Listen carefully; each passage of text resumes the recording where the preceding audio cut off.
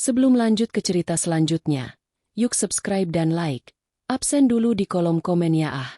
Risa berdiri di depan cermin, menatap pantulan dirinya dan putrinya, Lia. Gaun koktail sederhana berwarna biru tua membalut tubuhnya, elegan tanpa menarik perhatian. Sementara itu, Lia, yang berusia 8 tahun, tampak berseri-seri dalam gaun berenda putih. Lia tidak tahu bahwa di balik undangan ulang tahun mewah ini, tersimpan racun sinisme dan penghinaan yang siap melukai. Cantik sekali, Mama, puji Lia, memutar-mutar tubuhnya. Risa tersenyum tipis, tetapi matanya memancarkan kelelahan yang tak bisa disembunyikan. Sejak menikah dengan Bima, putra satu-satunya Nyonya Ratna, hidup Risa tidak pernah damai. Ingat, Ratna, matriark keluarga Wiratama, sebuah keluarga yang mendominasi industri properti dan dikenal karena kekayaan serta kesombongan mereka, tidak pernah menerima Risa sepenuhnya.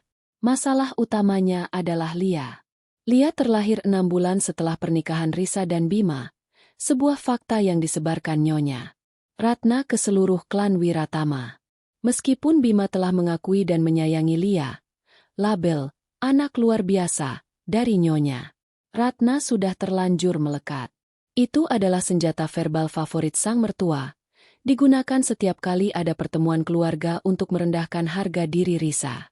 Bagi Nyonya Ratna, Risa adalah menantu miskin yang menjebak putranya demi uang, dan Lia adalah bukti kekeliruan itu.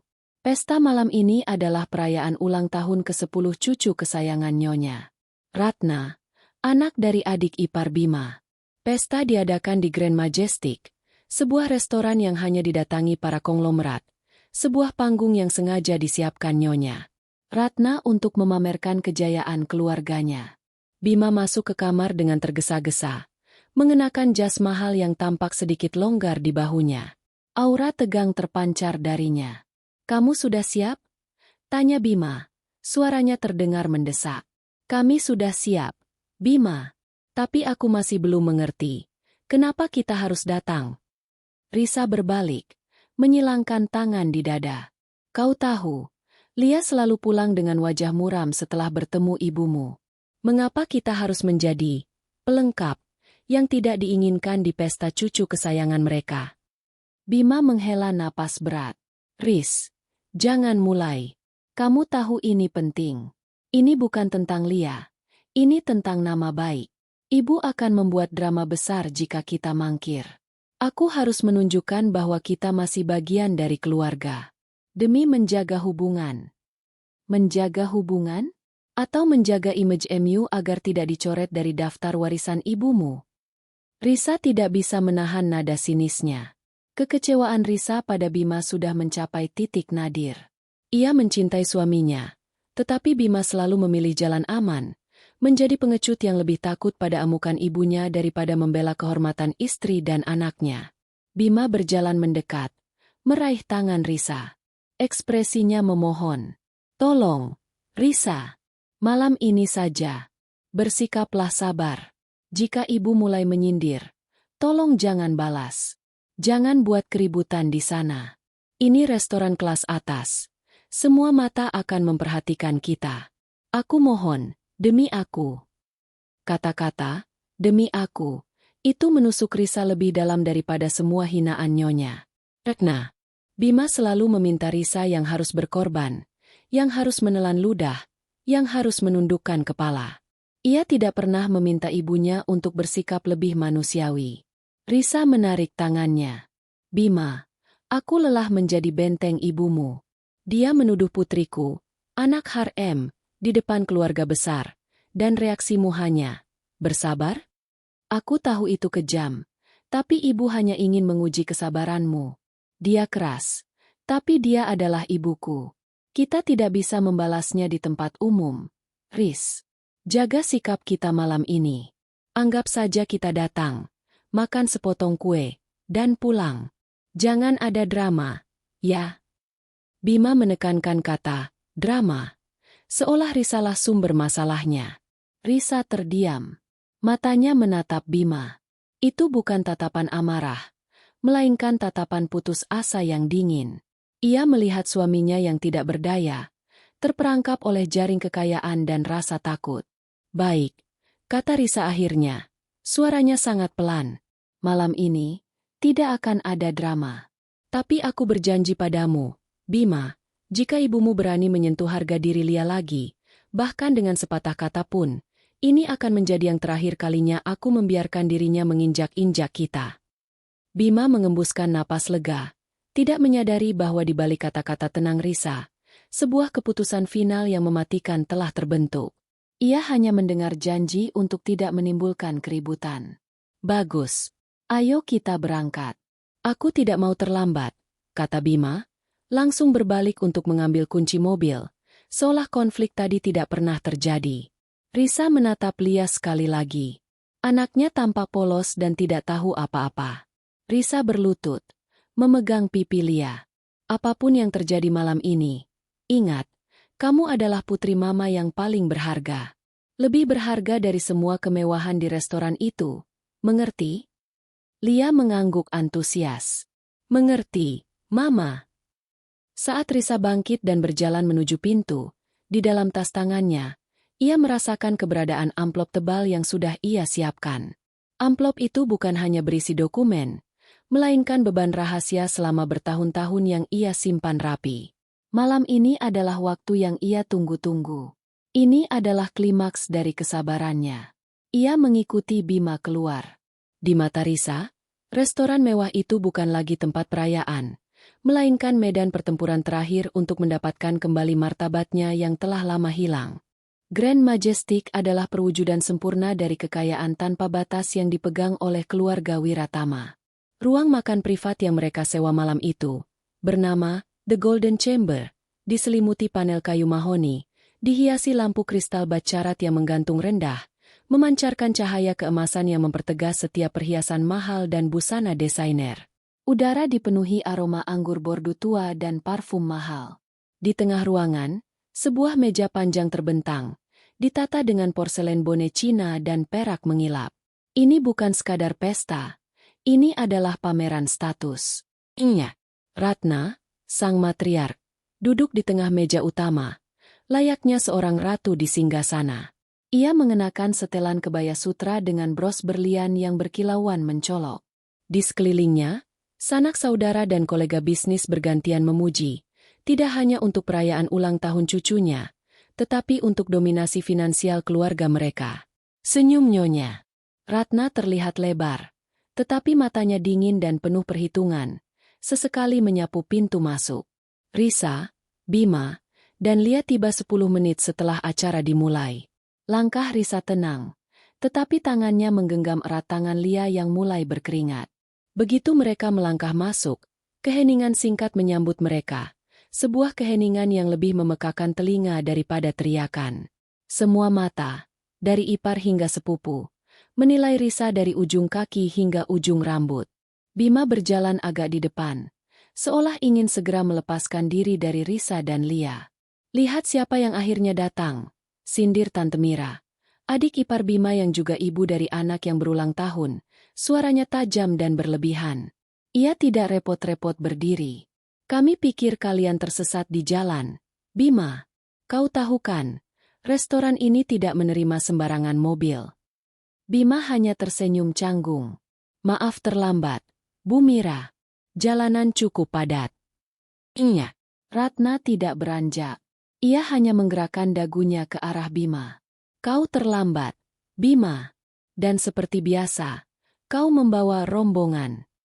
Lia, yang sensitif terhadap atmosfer permusuhan, segera menarik gaun Risa dan menyembunyikan sebagian wajahnya di balik paha ibunya. Risa membiarkan Lia bersembunyi. Ia menatap lurus ke arah nyonya. Ratna, selamat malam, Bu Ratna. Selamat atas perayaan cucu Anda. Ratna hanya melirik Lia. Tatapan jijik yang sama yang selalu membuat perut Risa bergejolak. Dia sudah besar, ya? Sayang sekali. Dia tidak mewarisi garis keturunan Wiratama yang berharga. Hanya mewarisi ketidakjelasan. Kata-kata terakhir itu diucapkan dengan volume yang cukup keras agar didengar oleh semua tamu terdekat. Bima segera menyela. Bu, ayolah. Kita datang untuk merayakan. bukan untuk berdebat. Iya, Ratna mendengus, mengabaikan Bima. Ia mengamati tata letak ruangan. Ruangan itu memiliki dua meja. Meja utama yang mewah dan meja kecil bundar di sudut, tepat di sebelah tirai yang menutupi pintu layanan. Meja bundar itu jelas merupakan meja cadangan. Tempat bagi orang yang kehadirannya diizinkan tetapi tidak diinginkan. Kau berdua, perintah Nyonya. Ratna, suaranya kembali mendominasi. Duduklah di sana. Ia menunjuk meja sudut itu. Meja utama sudah penuh dengan orang-orang yang benar-benar penting untuk kelangsungan bisnis kita. Jangan sampai kalian mengganggu alur percakapan kami. Iya. Ratna lalu memanggil pelayan. Tolong pastikan nona ini dan putrinya mendapatkan menu yang sederhana. Jangan terlalu banyak menghabiskan porsi yang telah kami pesan khusus. Lia, meskipun tidak sepenuhnya mengerti kata-kata ibunya, merasakan penolakan itu. Wajahnya yang cerah kini memudar. Ia mencengkeram tangan Risa semakin erat. Risa merasakan seluruh darahnya mendidih. Tetapi ia mengingat janji kepada Bima. Tidak ada drama. Belum. Baik, Bu Ratna, jawab Risa. Nada suaranya datar, tanpa emosi.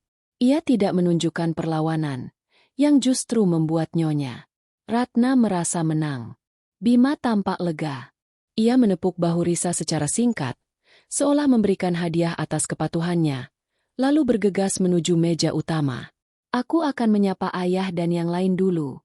Riz, kalian duduk saja, ya? Bima bahkan tidak menunggu jawaban Risa. Ia segera bergabung dengan kerumunan, tertawa canggung bersama para sepupunya, berusaha keras untuk terlihat penting.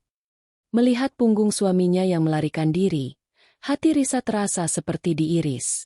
Bima telah meninggalkannya, menempatkan dirinya di sisi ibunya dan kekuasaan, sementara Risa dan Lia dibuang ke sudut. Risa berjalan ke meja bundar itu, mengambil dua kursi yang berjarak. Meja itu memang terasa asing dan terisolasi, hanya diterangi oleh sedikit cahaya pantulan dari lampu kristal di seberang ruangan. Ia mendudukkan Lia, mengusap punggung putrinya dengan lembut. Tidak apa-apa, sayang. Kita duduk di sini, ya? Tempatnya lebih tenang, bisik Risa. Lia mendongak, matanya yang besar penuh pertanyaan. Kenapa nenek marah? Ma?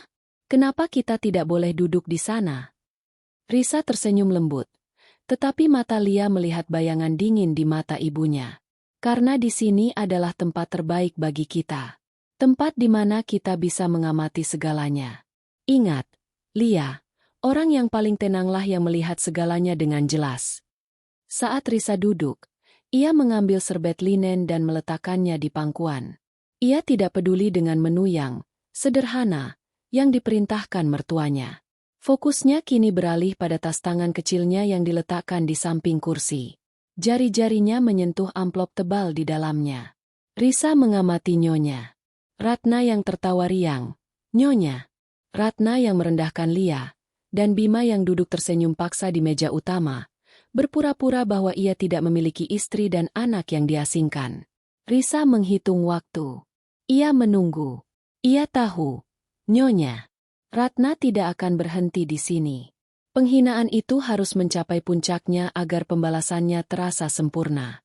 Ini adalah panggung yang disiapkan Nyonya Ratna, dan Risa akan menggunakan panggung ini untuk pertunjukan terakhir. Dinding mahoni di Grand Majestic terasa seperti penjara mewah bagi Risa dan Lia. Mereka terisolasi di sudut ruangan, menjadi penonton bisu bagi kemeriahan yang dipaksakan di meja utama. Di sana, Bima terlihat mati-matian berusaha berbaur, sesekali tertawa terlalu keras pada lelucon yang ia yakini tidak lucu, berharap penampilannya yang sibuk akan membuat ibunya melupakan keberadaan istri dan anaknya. Namun, dari balik senyumnya yang tegang, Risa tahu Bima terus melirik cemas ke sudut. Risa telah menghabiskan hampir 1 jam dalam keheningan yang tajam, hanya berbicara berbisik dengan Lia. Lia sesekali menunjuk ke arah hiasan bunga yang menjulang tinggi, berusaha mencari pengalih perhatian dari suasana tegang. Risa tahu bahwa kepolosan Lia adalah target utama Nyonya Ratna. Ia adalah kelemahan Risa yang paling fatal. Lihat, Ma, piringnya cantik sekali. bisik Lia, menunjuk piring-piring kosong yang baru saja diambil oleh pelayan. Pesta telah mencapai titik balik krusial, hidangan utama. Suasana di meja utama sedikit mereda karena perhatian beralih ke persiapan penyajian.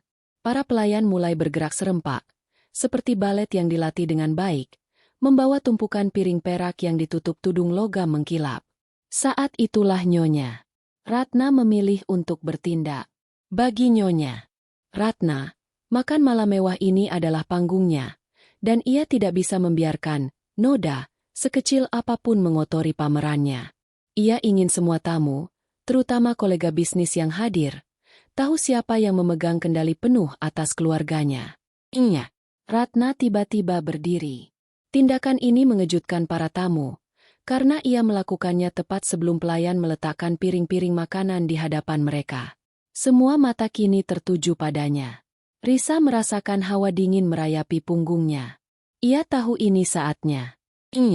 Ratna memandang lurus ke sudut di mana Risa dan Lia duduk. Senyum kemenangan yang dingin dan kejam merekah di wajahnya. Ia mengangkat tangannya yang dihiasi berlian, menunjuk tepat ke arah Risa dengan telunjuknya yang kaku. "Hentikan penyajiannya," teriak Nyonya Ratna. Suaranya, meskipun tidak terlalu melengking, memiliki resonansi kekuatan yang membuat suasananya hening seketika. Teriakan itu bukan hanya menghentikan pelayan, tetapi juga membekukan napas semua orang. Bima terlihat panik. Ia segera berbisik kepada ayahnya yang duduk di sebelahnya. "Ayah, tolong hentikan ibu." Tetapi sudah terlambat. Ratna menarik napas dalam-dalam, memastikan ia memiliki perhatian penuh dari setiap orang, dari ipar-ipar yang cemas hingga kolega-kolega bisnis yang ingin tahu. Ia kemudian mengarahkan tatapan tajamnya, penuh kebencian yang mendalam, langsung kepada Risa. Lalu, kalimat yang telah lama dipendam itu meledak, memantul dari dinding-dinding mewah, The Golden Chamber. "Ngapain kalian ikut makan di sini? Kau dan anak haremmu itu tak diundang." Kata-kata itu menghantam ruangan seperti sambaran petir. Udara terasa tipis dan dingin. Lia, yang tadinya menoleh penasaran, kini tersentak. Ia tidak mengerti arti kata-kata itu sepenuhnya. Tetapi nada kejam dan penolakan yang keras dari neneknya telah merobek hatinya. Ia segera menundukkan kepalanya, menyembunyikan wajahnya di pangkuan Risa. Bahunya mulai bergetar dalam diam. Ia telah dipermalukan. Risa merasakan panas membara di dadanya, tetapi anehnya, ia tidak menangis, tidak juga berteriak marah. Sebaliknya, rasa sakit yang sudah lama ia rasakan berubah menjadi sesuatu yang dingin, murni, dan mematikan. Ketegasan. Bima melompat berdiri. Wajahnya pucat pasi, bukan karena marah pada ibunya, tetapi karena takut akan kekacauan publik ini. "Ibu! Astaga! Bu, tolong jangan begini." Ia mencoba berlari ke arah ibunya. Ratna justru tertawa singkat, tawa yang meremehkan. "Kenapa, Bima? Kau malu dengan ibumu? Atau kau malu dengan istrimu yang tidak tahu diri ini?" Semua tamu, yang sedari tadi berbisik-bisik, kini benar-benar terdiam. Mereka menyaksikan drama keluarga yang terlalu intim, terlalu eksplosif, untuk tempat mewah ini. Risa menatap Lia yang gemetar. Ia melihat kerudung kesedihan yang menyelimuti mata putrinya. Penghinaan ini tidak hanya ditujukan kepadanya. Ini adalah serangan langsung terhadap harga diri dan keberadaan Lia. Janji yang ia buat di rumah kepada Bima, bahwa ia tidak akan membiarkan Lia dihancurkan lagi, kini harus ditepati. Risa perlahan meraih tangan Lia, menggenggamnya kuat-kuat. Ia menoleh ke arah Nyonya Ratna. Tatapannya kini bukan lagi tatapan menantu yang direndahkan, melainkan tatapan yang mengandung janji pembalasan. Di matanya, Nyonya Ratna tidak lagi terlihat sebagai mertua yang menakutkan, melainkan target yang sudah lama ia tunggu-tunggu untuk dirobohkan. "Cukup," pikir Risa dengan suara yang sunyi namun mutlak di dalam hatinya. "Kau telah melewati batas. Permainanmu berakhir malam ini." Risa meletakkan serbet linennya di meja. Gerakan itu sangat pelan, namun terdengar jelas di tengah keheningan. Ia kemudian meluruskan punggungnya, menarik napas dalam-dalam, dan bersiap menghadapi babak selanjutnya. Lia mungkin telah kehilangan air mata, tetapi Risa baru saja mendapatkan kembali kekuatannya. Teriakan nyonya Ratna mereda, meninggalkan keheningan canggung yang kental di ruangan emas itu. Ia dengan puas duduk kembali di kursinya, meneguk anggur merahnya dengan angkuh, seolah kalimat brutal yang baru saja ia lontarkan adalah hal biasa. Para tamu, meskipun syok, segera menunduk, pura-pura sibuk dengan ponsel atau dengan mengatur serbet, berusaha keras melupakan drama yang baru terjadi. Di mata mereka, ini hanyalah satu lagi drama keluarga Wiratama yang dipicu oleh menantu yang bermasalah. Bima, yang kembali duduk di kursinya, tidak berani menoleh ke belakang, ke sudut di mana istri dan anaknya diasingkan. Rasa malu dan pengecutnya telah mencapai titik maksimal. Ia hanya bisa menggerutu pelan pada ayahnya. Ibu benar-benar keterlaluan kali ini. Ayah Bima, yang selalu diam dan tunduk pada istrinya, hanya bisa menghela napas pasrah. Risa tidak peduli dengan reaksi mereka. Matanya hanya tertuju pada Lia. Putri kecilnya masih menunduk. Bahunya bergetar lembut. Risa membelai rambut Lia, menanamkan janji yang tak terucapkan. Mama akan memastikan mereka membayar mahal untuk setiap air mata ini. Saat suasana kembali dikuasai keheningan tegang, para pelayan melanjutkan pekerjaan mereka. Mereka membuka tudung perak, memperlihatkan hidangan utama yang mewah, Wagyu A5 untuk orang dewasa, dan yang terpenting, makanan untuk anak-anak. Di meja utama, di hadapan para cucu yang lain, diletakkan piring-piring besar. Di atasnya, tersaji gourmet mini pizza, hidangan khusus yang dibuat oleh koki bintang 5, dihiasi dengan truffle oil dan daging premium. Cucu yang berulang tahun, Kevin, langsung bersorak gembira, dan anak-anak ipar Risa yang lain segera berebut potongan pizza yang paling besar. Tangan mereka berlumuran keju meleleh. Tawa gembira anak-anak itu kontras secara brutal dengan suasana kelam di sudut ruangan. Seorang pelayan muda, yang masih merasa tidak enak hati setelah insiden teriakan tadi, mencoba melakukan kebaikan kecil. Ia membawa piring porselen kosong ke meja Risa, siap menerima pesanan, meski nyonya Ratna sudah meminta menu sederhana. Iya. Ratna melihat gerakan itu. Matanya menyipit penuh kecurigaan, tidak mengizinkan kebaikan sekecil apapun ditujukan kepada Risa dan Lia. Tunggu, panggil nyonya Ratna dengan suara dingin. Pelayan itu berhenti di tengah langkahnya. Gemetar. Iya. Ratna kemudian menunjuk ke arah keranjang roti perak yang ada di meja utama. Keranjang itu berisi berbagai macam roti premium yang disajikan sebagai pembuka. Sebagian besar sudah habis dimakan. Hanya menyisakan beberapa potong roti tawar yang mengeras di bagian bawah. Pelayan, perintah nyonya Ratna. Ia mengambil garpu perak dan tanpa repot-repot menyentuh rotinya. Ia mencungkil satu potong kecil, sisa roti tawar dingin yang pinggirannya sudah sedikit keras dan kering. Iya. Ratna meletakkan sisa roti itu di piring kosong Lia. Piring porselen besar yang kini hanya berisi sepotong kecil karbohidrat yang menyedihkan. Ia memastikan semua orang melihat adegan tersebut, terutama kolega bisnis yang menyaksikan keganasan matriark ini. Ia menoleh ke arah Risa dan berkata dengan lantang, "Kau dan anakmu itu tak diundang makan, jadi jangan harap mendapat hidangan yang sama dengan cucu-cucuku yang berharga. Ini saja sudah lebih dari cukup untuk mereka yang tidak tahu diri dan datang tanpa malu. Ambil ini, dan jangan mengganggu pesta lagi." Pelayan muda itu, wajahnya memerah karena malu atas instruksi majikannya, terpaksa membawa piring itu dan meletakkannya dengan hati-hati di hadapan Lia. Lia mengangkat kepalanya. Matanya, yang tadinya dipenuhi kesedihan, kini dipenuhi rasa sakit yang mendalam. Ia melihat potongan pizza yang tebal dan berwarna-warni di hadapan sepupunya. Lalu ia melihat sepotong kecil roti tawar yang kering dan kesepian di atas piring porselen yang mewah di hadapannya. Kontras itu bukan tentang makanan. Itu adalah perwujudan visual dari betapa rendahnya ia dihargai oleh neneknya. Ia bukan hanya tidak diundang. Ia dihina dengan sisa makanan. Sebuah air mata besar jatuh dari mata Lia, membasahi kain lapis gaun putihnya. Itu adalah air mata kehancuran, bukan kemarahan. Melihat Lia menatap roti sisa itu dengan hati yang hancur, adalah batas terakhir bagi Risa. Semua rencana, Semua perhitungan, semua kesabarannya, kini mencapai puncaknya. Ia tidak akan pernah bisa memaafkan Nyonya Ratna karena meremukan hati putrinya dengan cara yang begitu kejam dan publik. Risa menatap Lia sejenak. Wajahnya kosong, seolah jiwanya telah meninggalkan tubuhnya karena rasa sakit yang luar biasa.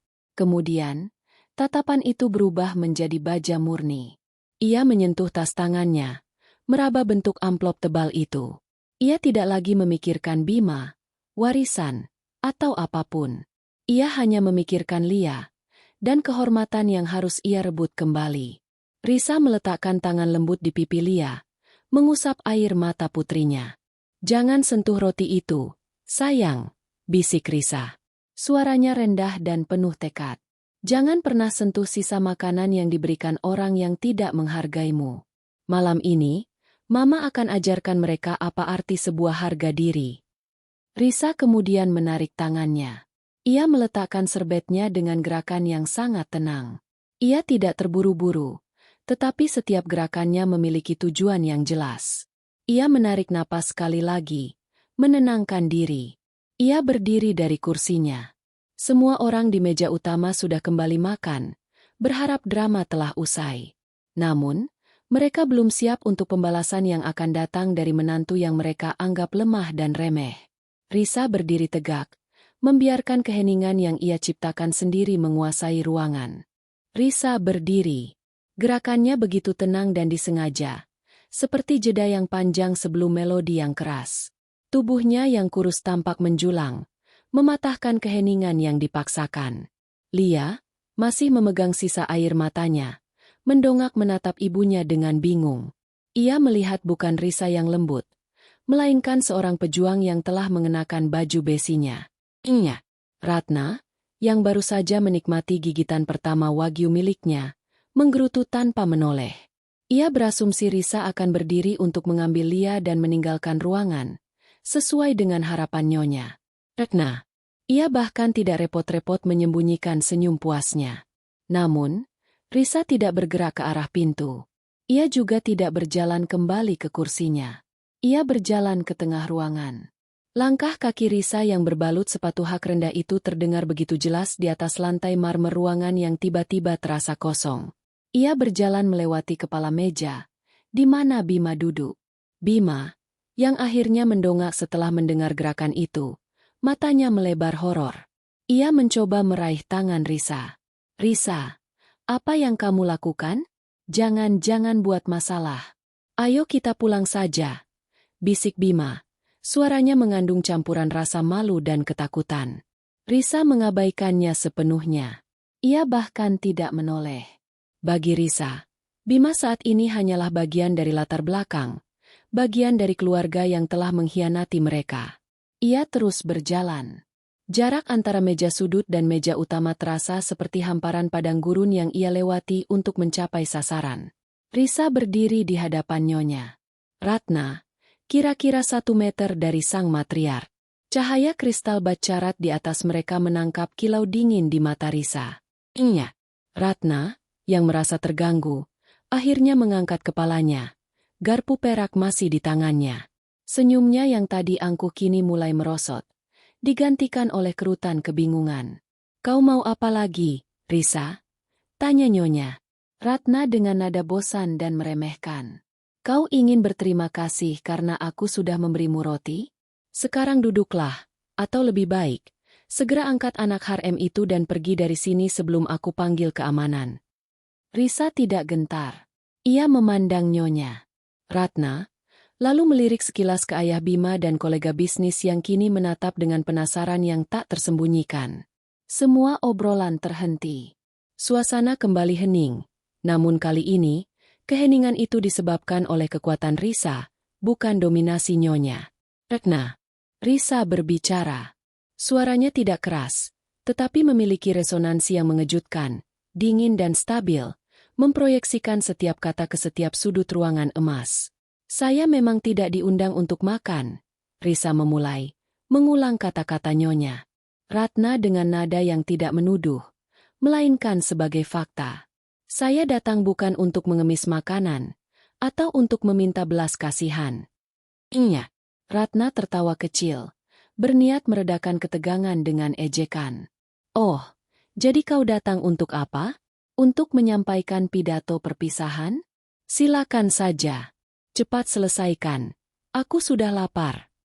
Risa mencondongkan sedikit tubuhnya ke depan. Tatapannya kini mengunci nyonya. Ratna. Rasa percaya diri Risa yang tiba-tiba, yang tidak pernah terlihat selama bertahun-tahun ia direndahkan, mulai membuat nyonya Ratna merasa tidak nyaman. Saya datang untuk menyampaikan sebuah pesan, kata Risa. Suaranya turun 1 oktav, menjadi lebih intim, namun lebih mengancam. Dan pesan ini, Nyonya Ratna, akan mengubah segalanya bagi keluarga Wiratama. Terutama bagi Anda. Jeda yang ia ambil terasa abadi. Di sudut ruangan, Lia sudah berhenti menangis. Matanya terpaku pada ibunya. Di meja utama, Bima sudah berdiri sepenuhnya. Wajahnya seputih porselen di depannya. Ia sekarang menyadari bahwa drama yang paling ia takuti akan segera terjadi. Namun ia tidak tahu bagaimana menghentikannya. Iya, Ratna, yang naluri dominasinya mulai terancam, segera berusaha merebut kembali kendali. Omong kosong apa ini, Risa? Kau mengancamku? Kau pikir kau siapa? Kau tidak punya apa-apa di keluarga ini. Bahkan anakmu. Cukup, potong Risa.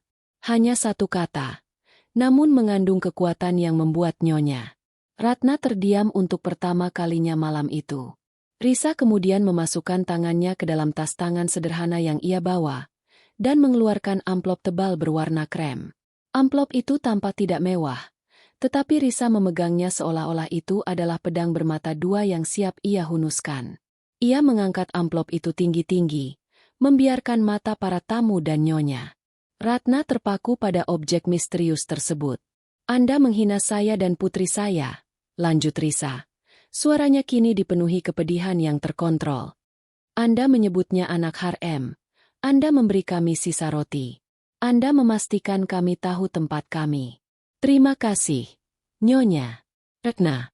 Karena penghinaan ini adalah alasan tepat bagi saya untuk membuka kotak Pandora yang telah saya simpan ini selama bertahun-tahun. Ini adalah kebenaran yang saya simpan, atas permintaan seseorang yang lebih bijaksana dari Anda. Sebuah kebenaran yang saya rahasiakan bahkan dari suami saya sendiri, kata Risa, sambil melirik Bima sekilas, tatapan yang penuh penyesalan sekaligus ketidakpercayaan. Iya. Ratna kini tidak lagi tertawa. Wajahnya mulai tegang, mencium bau bahaya yang tidak ia kenali. Ia melihat keseriusan mutlak di mata Risa. Kau menyimpan apa? Tuntut nyonya Ratna, suaranya yang mendominasi kini mulai bergetar karena emosi yang tidak pasti. Risa hanya tersenyum tipis, senyum yang tidak sampai ke mata, senyum kemenangan yang kejam. Ia memegang amplop itu erat-erat. Anda menuduh anak saya anak harem, kata Risa, melangkah 1 langkah lebih dekat, sehingga nyonya Ratna harus mendongak untuk menatapnya. Risa berbisik, tetapi bisikan itu keras di tengah keheningan.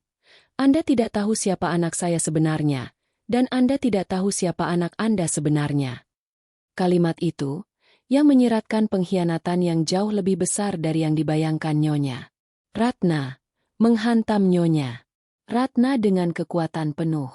Iya. Ratna terdiam. Wajahnya yang tadi sombong kini dipenuhi dengan ketakutan yang samar. Kata-kata terakhir Risa, Anda tidak tahu siapa anak saya sebenarnya, dan Anda tidak tahu siapa anak Anda sebenarnya. Menggema di ruangan, menciptakan ketakutan yang dingin di hati nyonya Ratna. Matriar Wiratama yang angkuh itu kini terlihat seperti patung lilin yang mulai meleleh. Kegelisahan tampak jelas di matanya. Apa yang Risa ketahui? Apakah ini tentang rahasia masa lalu Bima? Atau skandal tersembunyi yang akan mencoreng nama baik mereka di hadapan kolega bisnis yang menyaksikan? Omong kosong. Kau gila, Risa. Teriak nyonya Ratna. Suaranya kini melengking. Kehilangan kontrol yang tadi ia pertahankan. Ia berusaha berdiri, tetapi kakinya terasa lemas. Kau tidak punya apa-apa. Kau hanya menantu miskin yang datang ke sini untuk membuat masalah. Pengawal. Panggil pengawal. Namun, Tidak ada seorang pun yang bergerak. Para pelayan, termasuk manajer restoran, berdiri membeku di sudut. Mereka takut mengganggu drama kelas atas ini, menyadari bahwa taruhannya mungkin lebih tinggi daripada sekadar keluhan pelanggan biasa. Risa tidak gentar dengan ancaman itu. Ia justru tersenyum kecil, senyum penuh penyesalan kepada Bima yang masih berdiri terpaku di kursinya, pucat dan gemetar. Bima. Risa memanggil suaminya. Suara itu begitu dingin, seolah ia memanggil orang asing. Apakah ibu pernah mengajarimu bahwa kekuasaan sejati tidak terletak pada teriakan keras, tetapi pada kebenaran yang tersembunyi? Bima tidak menjawab. Ia hanya bisa menggeleng, kebingungan dan rasa takut bersaing di wajahnya. Risa kembali menatap nyonya. Retna. Ia memegang amplop krem itu di kedua tangannya, seperti memegang kunci sebuah kotak harta karun yang terkutuk. Dengan gerakan yang lambat dan disengaja, Risa merobek bagian atas amplop itu. Suara kertas yang terkoyak di tengah keheningan adalah suara paling nyaring di ruangan itu. Ia mengeluarkan 2 lembar kertas yang dilipat rapi. Keduanya dicap dan ditandatangani secara resmi. Anda ingin tahu siapa anak saya, Nyonya? Ratna? Tanya Risa. Putri yang Anda sebut, anak harem, dan Anda berikan sisa roti ini. Risa melirik Lia, yang kini duduk tegak, menatap ibunya dengan campuran harapan dan ketakutan. Risa mulai membaca. Suaranya pelan namun terdengar jelas dan resmi. Ini adalah dokumen yang ditandatangani 6 bulan sebelum meninggalnya Tuan Besar Wiratama. Risa memulai, menyebut mendiang ayah mertuanya, yang sangat dihormati oleh keluarga dan dunia bisnis. Isinya adalah adendum resmi pada surat wasiat beliau yang sudah ada. Mendengar nama suaminya disebut, Ayah Bima, yang sedari tadi hanya diam, kini bangkit. Risa, apa yang kau lakukan? Ayah sudah meninggal. Wasiatnya sudah dibacakan. Wasiat yang dibacakan adalah wasiat yang Anda inginkan, Pak. Bukan wasiat yang terakhir dan terbarukan ini. Jawab Risa, tanpa menoleh. Iya. Ratna menyela. Bohong. Kau tidak mungkin punya dokumen itu. Semua aset kakek sudah di tangan keluarga. Itu palsu. Palsu. Risa tertawa sinis. Anda tidak akan pernah menduga, Nyonya Ratna, bahwa orang yang paling Anda cintai dan hargai, memiliki rasa tidak suka yang mendalam terhadap perlakuan Anda terhadap saya dan Lia. Kakek memperhatikan segalanya. Ia melihat bagaimana Anda memperlakukan putranya yang tidak punya pilihan, dan bagaimana Anda meremukan harga diri cucu kecilnya. Risa melanjutkan pembacaan wasiat kakek, yang detailnya disengaja untuk menusuk ego Nyonya Retna. Kakek Wiratama ternyata diam-diam menunjuk Risa sebagai wali resmi bagi Lia, dan mengalihkan sebagian besar kekayaan pribadinya, yang dipisahkan dari kendali Nyonya Ratna, kepada Lia. Kakek mengalokasikan sejumlah besar obligasi dan properti non-operasional kepada Lia. Risa membaca. Jumlahnya sangat fantastis. Cukup untuk membuat Lia dan Risa hidup mewah selama puluhan tahun, terlepas dari warisan utama keluarga. Iya. Ratna terkejut. Tetapi dia segera pulih. Uang. Itu hanya uang saku. Itu tidak memengaruhi kendaliku atas perusahaan. Tepat sekali, balas Risa. Wasiat pertama hanya uang. Tapi wasiat ini, Nyonya Ratna, adalah pembalasan yang jauh lebih pribadi. Sekarang, mari kita beralih ke bagian yang benar-benar akan mengubah hidup Anda, dan menjawab pertanyaan tentang anak Anda yang saya sebut tadi. Risa menjeda, membiarkan Nyonya Ratna tenggelam dalam ketakutan yang menggerogoti. Iya. Ratna pasti berpikir Risa akan mengungkap skandal perselingkuhan atau pengkhianatan yang akan mencoreng nama baik Bima. Nyonya Ratna, kata Risa. Nadanya berubah menjadi lebih lembut, namun lebih menusuk. Saat saya mengatakan Anda tidak tahu siapa anak Anda sebenarnya, saya tidak berbicara tentang keturunan. Semua orang bernapas lega sejenak. Namun, kelegaan itu hanya berlangsung sesaat. Saya berbicara tentang kualitas, Nyonya Retna. Saya berbicara tentang kepemimpinan. Kakek tahu bahwa orang yang Anda jadikan pewaris masa depan keluarga Wiratama, yaitu Bima, dan Anda sendiri, terlalu dikuasai oleh kesombongan, keangkuhan, dan yang terpenting, ketidakmampuan untuk mengurus dan menyayangi keluarga mereka sendiri. Risa menatap Bima yang kini tampak hancur. Ini adalah penghinaan yang ia tuju untuk Bima dan Nyonya Ratna, sebuah penilaian karakter yang datang dari mendiang patriark keluarga. Kakek tahu, satu-satunya cara untuk menghentikan Anda menghancurkan masa depan perusahaan adalah dengan menunjuk pewaris yang tidak terduga, yang memiliki hati tulus, meskipun ia masih kecil. Dan orang itu, Nyonya Ratna. Risa mengangkat dokumen kedua, sebuah berkas yang lebih tebal dan lebih resmi. Adalah Lia. Risa tidak lagi berbicara dengan mertuanya. Ia sedang berpidato di depan seluruh ruangan emas, di hadapan kolega bisnis yang kini mendengarkan setiap kata dengan saksama. Risa menciptakan panggung ini untuk mengungkap bahwa kekayaan sejati keluarga Wiratama bukan hanya diwarisi, tetapi juga dikelola oleh moral. Dan moral itu telah Nyonya Ratna hilangkan. Dan sekarang, kata Risa, suaranya bergetar karena emosi yang ia tahan. Saya akan membacakan bagian yang akan membuat Anda syok dan histeris, seperti yang telah saya janjikan. Amplop kedua yang Risa pegang terasa berat, seolah berisi beban takdir seluruh keluarga Wiratama. Setelah pernyataan Risa tentang kegagalan moral Bima dan Nyonya Ratna sebagai pemimpin, semua orang kini benar-benar tercengang. Mereka telah mendengar hinaan paling mematikan dari mendiang Tuan Besar Wiratama sendiri, yang disampaikan melalui bibir menantu yang mereka remehkan. Iya. Ratna mencoba tertawa. Suara tawa itu serak dan rapuh, lebih mirip rengekan. Lelucon yang menyedihkan. Risa, kau mencoba menakut-nakutiku dengan dokumen palsu. Kau tidak akan. Dokumen palsu? Potong Risa. Suaranya kini melengking, mengandung campuran kegembiraan dan kebenaran yang tak terbantahkan. Ia membuka berkas kedua itu, memperlihatkan tanda tangan kakek Wiratama dan segel resmi pengadilan yang tertera jelas. Ini adalah akta hibah tertutup dan pengalihan saham dengan syarat, yang berlaku efektif setelah pengumuman publik, yaitu malam ini. Risa mendekatkan kertas itu ke wajah Nyonya Ratna. Matanya tidak berkedip, penuh kemenangan. Anda ingin tahu apa yang bisa anak Harem ini lakukan, Nyonya Ratna? Dia bisa menghancurkan kerajaan Anda, hanya dengan pena kakeknya. Bisik Risa. Lalu ia mundur selangkah, kembali berbicara kepada seluruh ruangan. Ia membaca bagian paling krusial dari dokumen itu. Kebenaran pertama, warisan sejati. Mulai hari ini, sesuai keinginan Tuan Besar Wiratama, Risa membaca. Setiap kata terucap perlahan dan menusuk. Semua saham mayoritas, yaitu 70%, dari saham operasional Wiratama Property Group, tidak lagi dimiliki secara tunggal oleh anak-anak Tuan Besar. Saham ini dihibahkan dan dialihkan secara penuh kepada cucu yang dianggap paling layak secara moral dan paling murni hatinya, terlepas dari usia dan status kelahirannya, yaitu Lia Anggraini. Blam!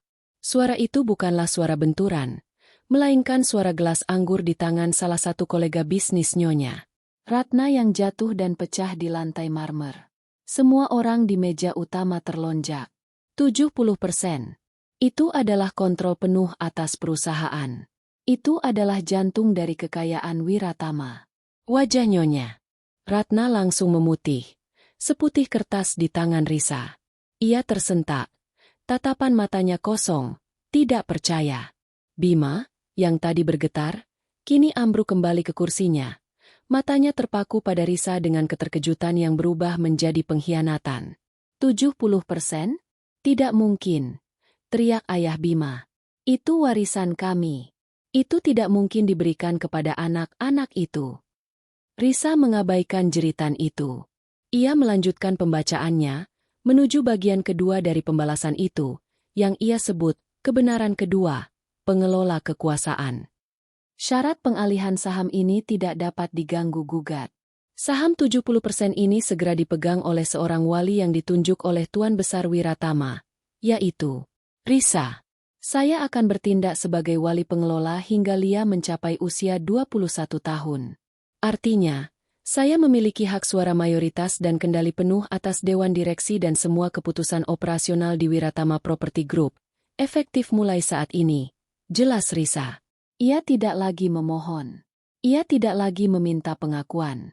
Risa, menantu yang mereka sebut miskin dan bodoh, kini adalah direktur utama de facto, pemegang saham mayoritas atas perusahaan keluarga mereka. Iya.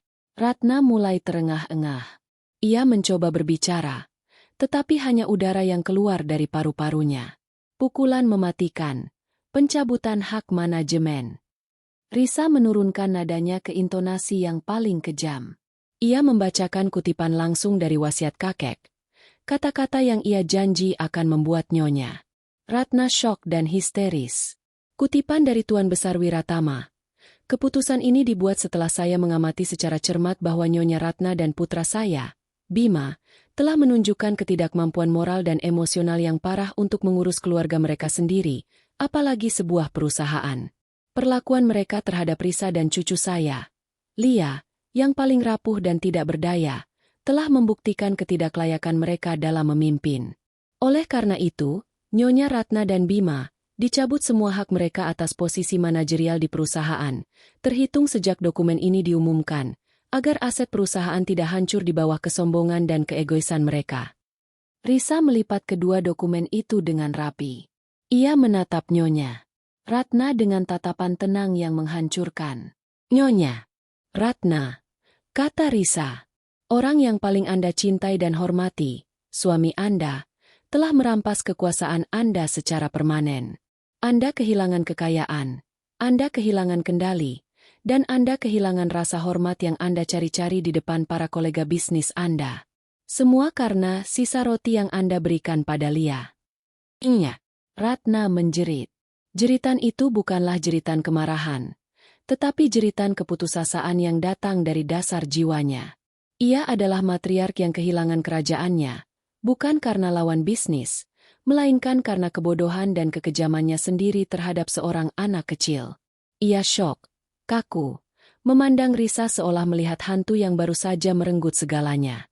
Risa hanya berdiri diam, membiarkan keheningan yang ia ciptakan sendiri menyerap suara jeritan Nyonya Ratna, menandai awal dari kehancuran sang matriark. Jeritan Nyonya Ratna bukanlah jeritan biasa. Itu adalah ledakan histeria dari seseorang yang jiwanya baru saja dicabut dari tubuhnya.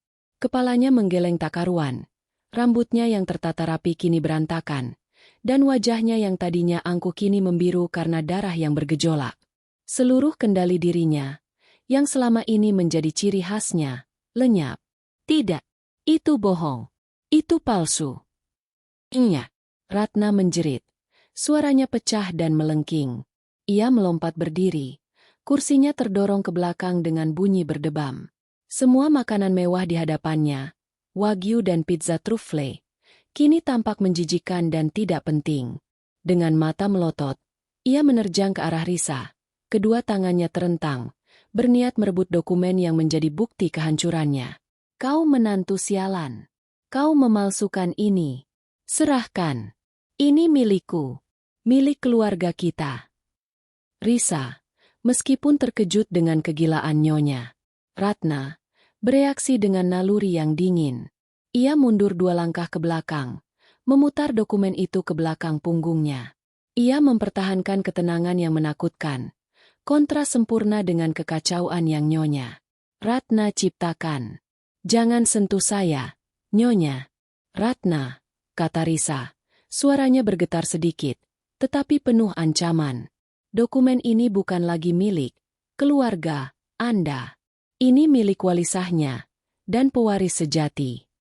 Di sudut ruangan, Lia meringkuk, menatap kekacauan itu dengan mata lebar. Bima, di sisi lain, benar-benar lumpuh. Ia berdiri setengah membungkuk, tidak bisa membela ibunya, tetapi juga tidak bisa menerima bahwa istrinya yang pendiam ternyata adalah pemegang bom atom yang baru saja meledakkan kerajaan mereka. Ia hanyut di tengah 2 kekuatan yang sama-sama menakutkan. Amukan ibunya yang kehilangan segalanya dan kekuasaan Risa yang baru didapat. Iya, Ratna, karena tidak bisa mencapai Risa, mengalihkan amarahnya kepada putranya. Bima, kau bodoh. Kenapa kau diam saja? Usir dia. Hancurkan kertas itu. Kau pewaris tunggal. Bukan anak, bukan dia. Bima hanya bisa bergumam. Bu, ayah yang membuatnya wasiat itu. Kolega-kolega bisnis yang diundang ke pesta itu, yang tadinya hanya penasaran, kini merasa malu dan tidak nyaman. Mereka mulai berbisik-bisik, beberapa bahkan diam-diam mengambil tas mereka, memutuskan untuk segera meninggalkan panggung sandiwara yang telah menjadi bencana finansial ini. Kejatuhan Wiratama Property Group, yang kini berada di tangan Risa, akan menjadi berita hangat di kalangan bisnis esok pagi.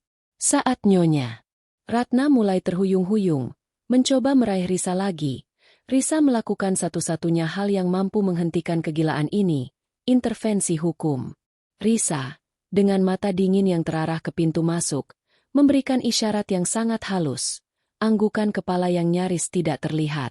Seketika, dua pria berjas hitam yang selama ini berdiri di dekat pintu, diam dan tak terlihat, disangka pengawal restoran, melangkah masuk ke dalam ruangan. Gerakan mereka cepat, serempak, dan profesional. Mereka bukan pengawal biasa. Mereka adalah pengacara dan eksekutor wasiat dari kantor hukum mendiang kakek Wiratama. Mereka membentuk formasi yang memisahkan Nyonya Ratna dari Risa. Salah satu pria, seorang parubaya berkacamata bernama Pak Darman, berbicara dengan suara resmi yang memotong jeritan Nyonya Ratna. Nyonya Ratna Wiratama, kata Pak Darman, memegang sebuah map kulit hitam. Kami adalah perwakilan dari Tuan Besar Wiratama. Dokumen yang dipegang oleh Nyonya Risa adalah akta hibah yang sah, telah disahkan oleh notaris dan pengadilan. Tindakan kekerasan atau perusakan dokumen akan berujung pada gugatan hukum. Iya. Ratna berbalik ke arah pengacara itu. Wajahnya penuh kebencian. Kalian semua pembohong.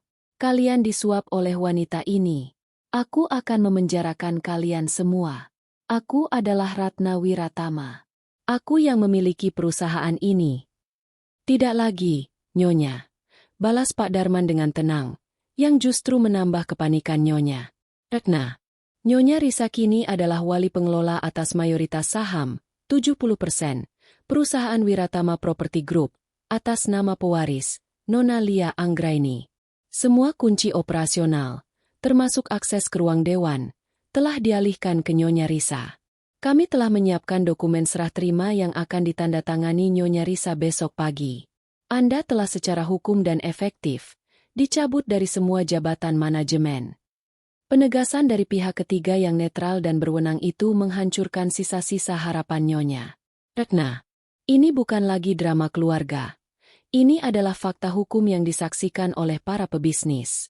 Kekuatan verbalnya yang selama ini selalu menjadi senjata utamanya, kini tak berarti di hadapan hukum dan kekuasaan Risa yang baru. Wajah Nyonya Ratna berubah menjadi abu-abu. Ia memandang berkeliling, ke arah Risa yang berdiri tegak dan tak tersentuh, ke arah Bima yang menatapnya dengan ketakutan yang dingin, dan ke arah para tamu yang kini bergegas pergi, tidak ingin terlibat. Reaksi histerisnya mencapai puncaknya. Dari jeritan kemarahan, kini berubah menjadi isak tangis pilu. Tidak mungkin. Dia tidak mungkin melakukan ini padaku. Ia bergumam. Air mata dan riasan wajahnya luntur bersamaan. Iya. Ratna ambruk ke lantai marmer yang dingin. Lututnya menyentuh pecahan kaca anggur yang jatuh tadi. Ia merangkak sedikit, memegang kaki meja, menangis terseduh-seduh. Ia bukan lagi matriark yang ditakuti. Ia hanyalah seorang wanita tua yang kehilangan segalanya karena kesombongan dan kekejamannya sendiri. Suara tangisan histeris Nyonya Ratna kini hanya tinggal isakan parau, bergema di antara sisa-sisa kemewahan yang hancur. Ia masih terkapar di lantai marmer. Wajahnya tersembunyi, kekalahan mutlak. Ayah Bima dan beberapa kerabat yang tersisa, terutama yang tidak memiliki kepentingan saham, berdiri menjauh, tidak tahu harus berbuat apa selain memanggil bantuan medis. Risa berdiri tegak, membiarkan pengacara, Pak Darman, mengurus kerabat lain dengan ketenangan profesional. Ia menoleh ke sudut, tempat Lia duduk, kini tidak lagi menangis, tetapi menatap Risa dengan keheranan dan kekaguman seorang anak kepada pahlawannya. Perhatian Risa kemudian beralih ke suaminya. Bima akhirnya bergerak. Ia berjalan menjauh dari meja, melewati ibunya yang terseduh-seduh tanpa menoleh. Ia berjalan menuju Risa, tetapi bukan lagi Bima yang lembut dan penakut yang dikenal Risa. Ada campuran amarah, kebingungan, dan pengkhianatan yang membakar di matanya. "Risa," desis Bima, suaranya rendah dan berbahaya. Apa yang sudah kau lakukan?" "Aku sudah mendapatkan kembali harga diri putri kita, Bima," jawab Risa, suaranya sama rendahnya, tetapi jauh lebih terkontrol. Bima tertawa, tawa yang kering dan tanpa humor. "Harga diri? Kau menghancurkan ibuku. Kau menghancurkan perusahaan yang seharusnya menjadi milikku. Kau mencuri warisanku dan memberikannya kepada Lia, dengan syarat kau yang mengaturnya." Bima menunjuk Lia dengan jari gemetar. "Kau menyembunyikan wasiat ini dariku selama bertahun-tahun. Bahkan ayah tidak tahu. Kenapa? Kenapa kau melakukan semua ini tanpa memberitahuku?" Risa menatapnya dengan tatapan yang dulu penuh cinta, tetapi kini hanya tersisa kekecewaan yang tak tersembuhkan. "Kau menuntut penjelasan dariku sekarang? Setelah 10 tahun kau memilih untuk menutup mata? Setelah kau membiarkan ibumu menyebut putrimu anak harem berulang kali?" "Aku tahu itu salah," teriak Bima, menahan diri agar tidak berteriak sekeras ibunya. "Tapi itu ibuku. Kenapa kau harus melakukannya di depan umum?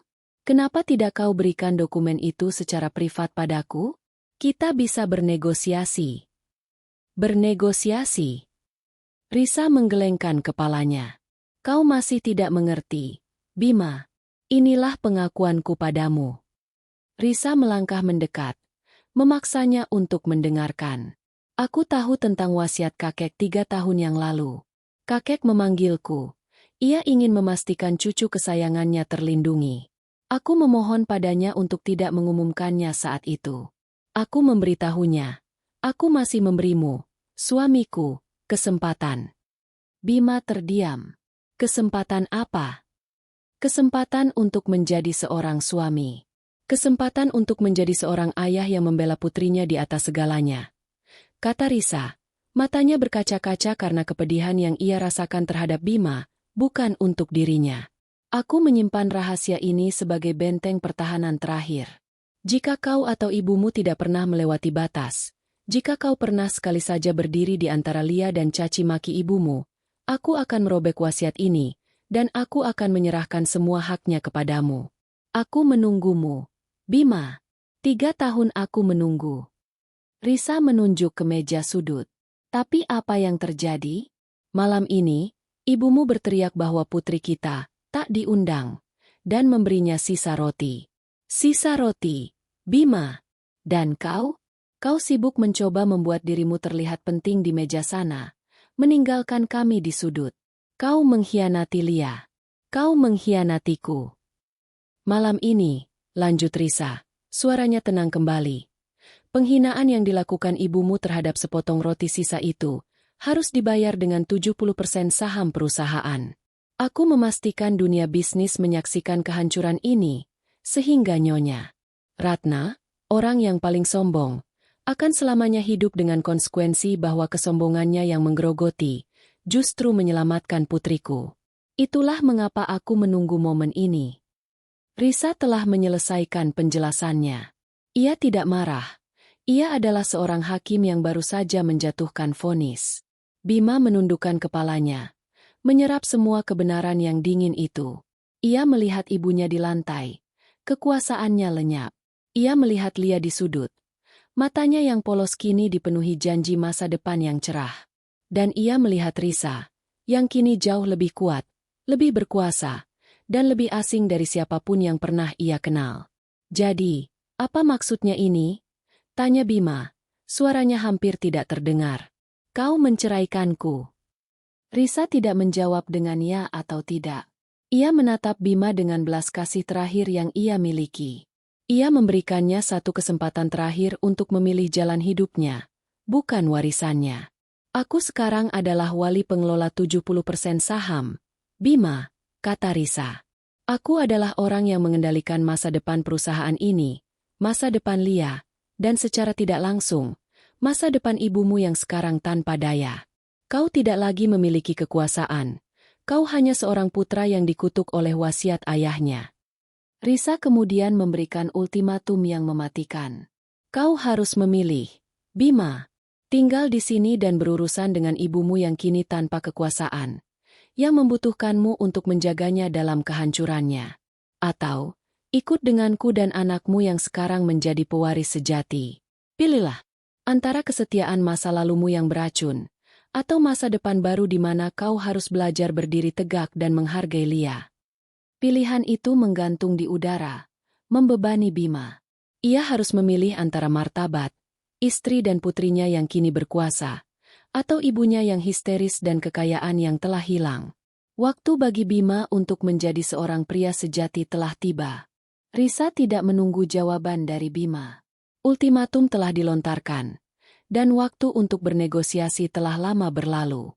Ia membiarkan keheningan yang mencekik itu memaksa Bima menghadapi hantu-hantu pengecutnya sendiri. Dengan langkah yang tenang, Risa berjalan kembali ke sudut ruangan. Ia berlutut di hadapan Lia, yang menatapnya dengan mata yang basah, namun penuh dengan cahaya yang belum pernah Risa lihat sebelumnya. Cahaya pemahaman, kekaguman, dan, yang paling penting, keamanan. "Mama," bisik Lia, suaranya kecil. Ia tidak bertanya mengapa nenek berteriak, atau mengapa Mama membaca kertas-kertas besar. Ia hanya tahu bahwa Mama telah menang, dan kini mereka aman. Risa memeluk putrinya dengan erat. "Maaf, sayang. Mama harus membuat mereka mengerti bahwa kamu lebih berharga dari segalanya," bisik Risa, menahan air matanya sendiri. Lia mengurai pelukan itu. Matanya tertuju pada piring porselen mewah di hadapannya. Di atas piring itu, terbaring sepotong kecil sisa roti tawar yang kering. Dengan jemari kecilnya, Lia mengambil roti itu. "Ini," kata Lia, memandang roti itu, tidak dengan kesedihan, melainkan dengan tatapan kosong seorang anak yang tiba-tiba dewasa. "Ini pengingatnya, Ma." Risa mengangguk, hatinya terenyuh. Lia, pada usia 8 tahun, mengerti makna simbolis dari sisa makanan itu. "Ya, sayang. Itu pengingat bahwa kita tidak akan pernah membiarkan siapapun memberi kita sisa makanan lagi." Risa mengambil roti tawar kecil itu, membungkusnya dengan serbet linen, dan meletakkannya di tasnya. Itu bukan hanya sisa makanan, itu adalah trofi. Di belakang mereka, Nyonya Ratna masih terisak-isak, dirawat oleh ayah Bima dan Pak Darman yang berwajah serius. Kerabat lain, yang baru menyadari bahwa mereka telah menghina pemegang saham mayoritas mereka yang baru, mulai mendekati Risa dengan senyum palsu dan kata-kata berbunga-bunga, mencoba menjilat kekuasaan yang baru. "Risa, kami tidak bermaksud begitu. Kami hanya terkejut. Tentu saja Lia adalah cucu kesayangan kami." Tante Mira mencoba meraih tangan Risa. Risa tidak menoleh. Ia hanya mengangkat tangannya sedikit, isyarat yang cukup untuk membuat Tante Mira membeku di tempatnya. Risa tidak perlu berteriak. Kekuasaannya kini berbicara melalui keheningan yang berwibawa. "Pak Darman, tolong urus mereka," perintah Risa pada pengacara itu. Ia mengambil tangan Lia, menggenggamnya kuat-kuat. Saat Risa hendak berbalik, matanya bertemu dengan mata Bima. Bima masih berdiri di tengah ruangan, diapit antara ibunya yang hancur dan Risa yang kini tampak seperti ratu yang tak tertandingi. Bima tampak hancur, bukan karena kehilangan warisan, tetapi karena ia telah melihat dirinya sendiri sebagai seorang pengecut di mata istrinya. Ia telah gagal dalam ujian yang Risa berikan. Risa memberinya pandangan terakhir, pandangan yang mengatakan, "Pilihanmu ada di tanganmu. Tapi aku tidak akan menunggumu." Risa dan Lia mulai berjalan menuju pintu keluar. Langkah mereka lambat, bermartabat, dan penuh ketenangan. Mereka berjalan melalui tumpukan kursi yang terbalik, piring yang pecah, dan aroma kemewahan yang kini terasa busuk. Mereka berjalan melewati tatapan penuh penyesalan dari para kerabat, dan pandangan mata tajam dari kolega bisnis yang menyaksikan jatuhnya sebuah dinasti. Saat Risa dan Lia mencapai pintu, Bima tiba-tiba bergerak. Ia tidak bergerak ke arah ibunya yang memanggil lirih namanya. Ia tidak bergerak ke arah meja yang penuh kekayaan yang telah hilang. Bima berlari. Ia berlari ke arah Risa, meraih lengannya. Risa, tunggu. Aku ikut denganmu. Risa berhenti, tetapi tidak berbalik. Aku memilihmu, lanjut Bima. Suaranya serak karena pengakuan. Aku memilih Lia. Aku tahu aku gagal. Aku tahu aku pengecut. Tapi tolong, beri aku kesempatan untuk membuktikan bahwa aku bisa berdiri tegak. Di sisimu, di sisi putriku. Risa perlahan berbalik. Ia melihat air mata tulus di mata Bima. Air mata yang bukan karena kehilangan uang, melainkan karena kehilangan kehormatan. Baik, kata Risa.